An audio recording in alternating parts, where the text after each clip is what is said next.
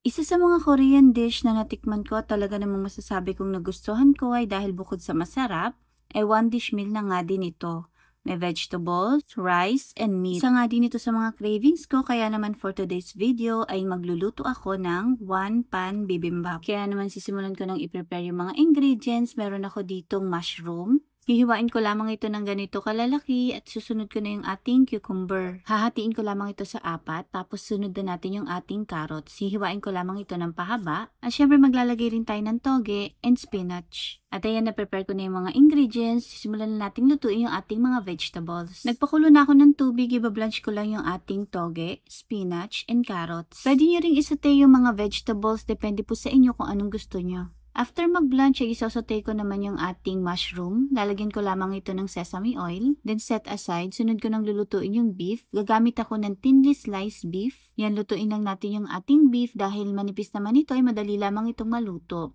Titimplahan ko lamang ito ng soy sauce, sesame oil. Naglagay din pala ako ng honey, hindi ko lang nakuhaan sa video. Pagkatapos ay hahaluin ko lamang ito ng mabuti para mag-mix lahat ng ingredients na nilagay natin at magpantay yung lasa. Susunod ko nang gagawin yung sauce para sa ating bibimbap. Sa bowl, paghalu-haluin lang natin yung mga ingredients. Gochujang, sugar, garlic, rice vinegar, and naglagay rin ako ng sesame oil. At ayan na, ilagay ko na yung mga ingredients na kakailanganin sa paggawa ng bibimbap sauce. Hahaluin ko lamang ito ng mabuti hanggang sa magpantay yung lasa. Ready na yung ating sauce, set aside muna natin, tapos magpiprito lang ako ng egg. Nagpainit na ako ng pan, tapos maglalagay lamang ako ng sesame oil. Pagkatapos ay ilalagay ko na yung ating rice. Gumamit nga pala ako ng leftover rice. Sisimulan ko ng painitin yung rice sa ating pan, pagkatapos ay ilalagay ko na isa-isa yung ating mga nalutong vegetables. Ilalagay ko na yung carrots, toge, mushroom, spinach, pipino, and syempre yung ating meat, yung ating nilutong thinly sliced beef. At ayun na, ilagay na natin yung ating rice, vegetables, and meat. Drizzle ko lamang ito ng sesame oil, pagkatapos ilalagay ko na rin yung egg na prinito ko kanina.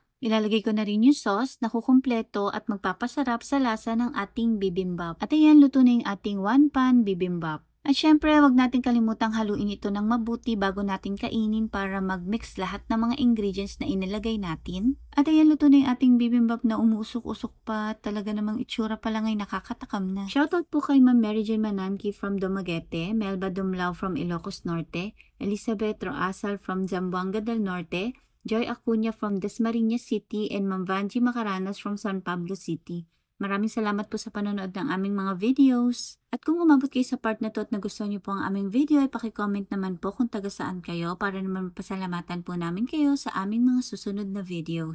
Yun lamang po. Maraming salamat. Enjoy!